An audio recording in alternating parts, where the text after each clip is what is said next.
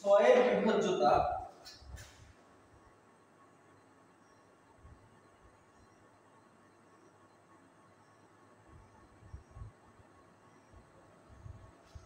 ছয়ের বিভাজ্যতার ক্ষেত্রে আমরা দেখব ছয়ের নিয়মটা হচ্ছে 2 এবং 3 উভয় দ্বারা যদি কোনো সংখ্যা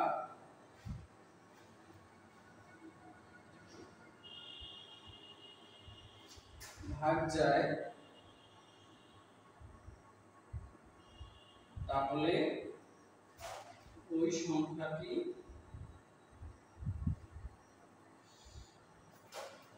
ছয় দ্বারা বিভাজ্য।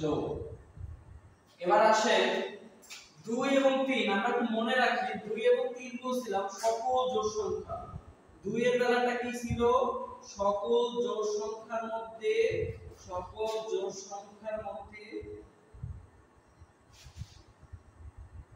2 দ্বারা বিভাজ্য। एग्जांपल যদি দেই সেটা কি, ধরো আমরা একটা বড় সংখ্যা দিয়ে শুরু করি, 102 লিখলাম, 5 3 8 লিখলাম, ঠিক আছে। আরেকটা লিখি 7 3 2, আচ্ছা 2 না লিখে 4 6। ওকে, সকল জোড় সংখ্যা চেনার উপায় হচ্ছে 2 4 আর 2 শেষের সংখ্যাটি যোগ হবে। কোন একটা সংখ্যা শেষের সংখ্যাটি যোগ হবে, কোন একটি সংখ্যা শেষের সংখ্যাটি যোগ হবে, কোন একটি সংখ্যা শেষের সংখ্যাটি যোগ হবে, সেটা হচ্ছে 2 দ্বারা বিভাজ্য। এবার আসেন 6 এর বেলায় বলছে 6 হচ্ছে 2 এবং 3 উভয় দ্বারা বিভাজ্য। তাহলে আমরা দেখি যে আমরা সকল জোড় সংখ্যার মধ্যে 2 যায়, আর 3 হচ্ছে কি, যে সংখ্যাটির অঙ্কদ্বয়ের যোগফল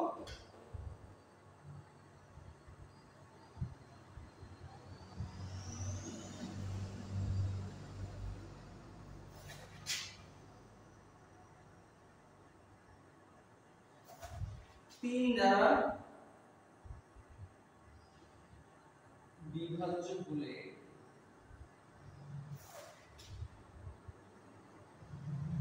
পুরো সংখ্যাটি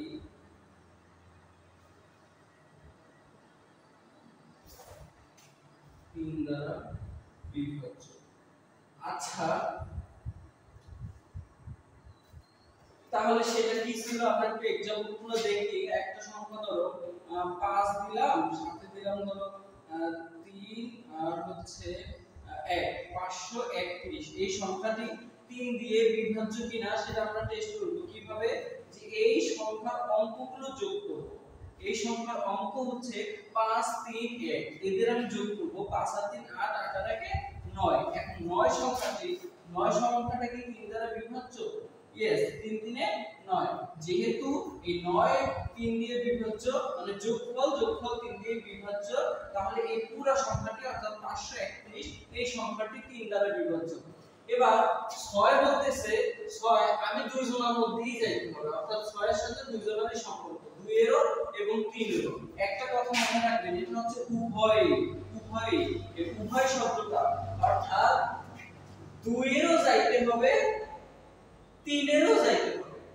2 এবং 3 উভয় যদি কোনো সংখ্যার মধ্যে ভাগ যায় তাহলেই কেবল 6 ভাগ যাবে।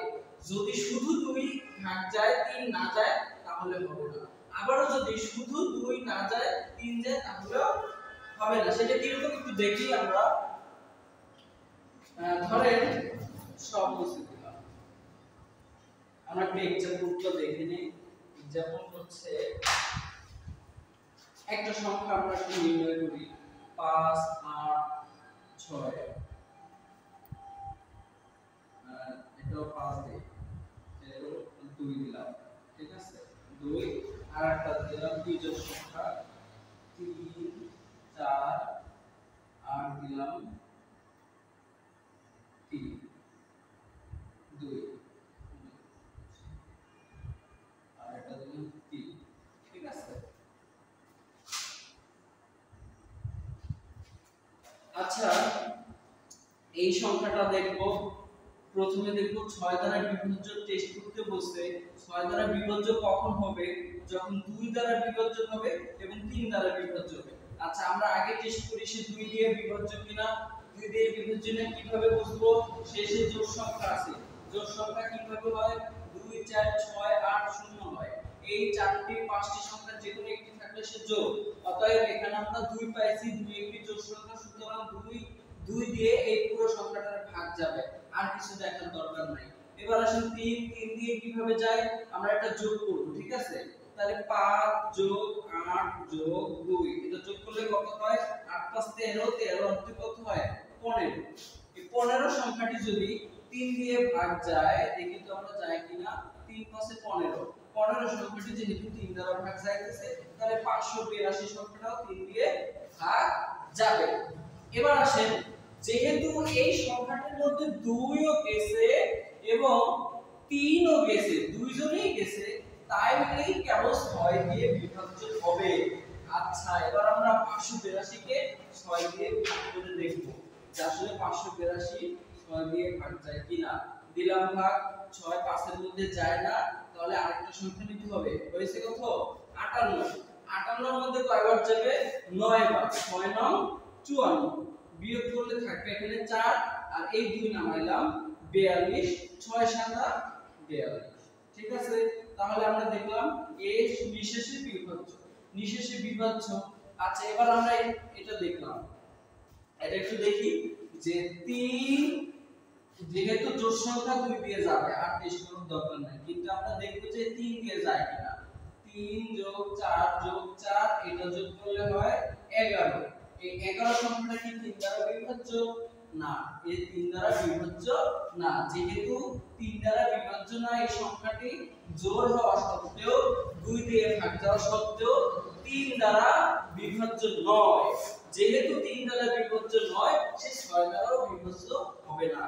কারণ 6 দিয়ে ভাগ করার শর্ত হচ্ছে দুইজনকে ভাগ যাইতে হবে, 2 এবং 3।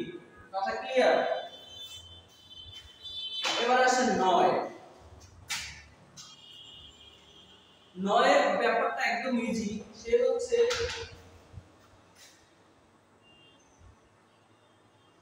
কোন একটি সংখ্যার অঙ্কগুলোর যোগফল, ঠিক আছে?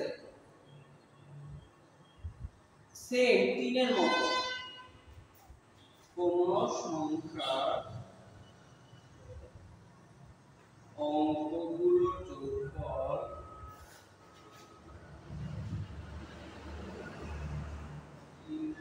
সরি 9 দ্বারা বিভাজ্য হলে সংখ্যাটি 9 দ্বারা বিভাজ্য। 3 এর বেলায় আমরা শিখছিলাম যে একটা সংখ্যা নিব, সংখ্যাটি নেওয়ার পর সংখ্যার অঙ্কগুলো ধারাবাহিকভাবে যোগ করব। যোগ করার পরে যদি সে 3 দিয়ে ভাগ যায় তাহলে সে 3 দ্বারা বিভাজ্য ছিল। এবং আমরা 9 এর বেলায় দেখলাম যে আসলে ওই সেম সংখ্যা, অর্থাৎ কোনো একটা সংখ্যা, সংখ্যাটির অঙ্কগুলো আমরা যোগ করব, যোগ করে সেই যোগফলকে 9 দ্বারা ভাগ করব। যদি সে ভাগ যায় তাহলে পুরো অঙ্কটি 9 দ্বারা বিভাজ্য, আর যদি না যায় তাহলে সংখ্যাটি 9 দ্বারা বিভাজ্য নয়। তাহলে আমরা একটু 9 এর খেলাটা দেখি। ধরো একটা সংখ্যা নিলাম 8, ধরো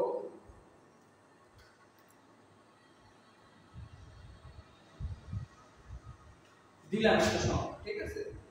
এই যে 873। যদি আমরা এটাকে একটু দেখি যে 9 দ্বারা বিভাজ্য কিনা, তো 9 দ্বারা বিভাজ্যের শর্ত হচ্ছে এগুলো আমরা যোগ করব। সংখ্যাটির অঙ্কদ্বয়ের যোগফল, সংখ্যাটির অঙ্কদ্বয়ের যোগফল সমান সমান কত হয় দেখি তো? 7 আর 8 15, 15 আর 3 কত হয়? 18। 18 সংখ্যাটা কি 9 দ্বারা বিভাজ্য? ইয়েস না নো? 9 ভাগ করলে হয় 9 দুগুণে 18, এটা হচ্ছে ইয়েস। যদি এটা হয় তাহলে এই 883 9 দ্বারা বিভাজ্য। দেখি তো আসলে 873 সংখ্যাটি 9 দ্বারা বিভাজ্য কিনা। 9 87 এর মধ্যে যায়,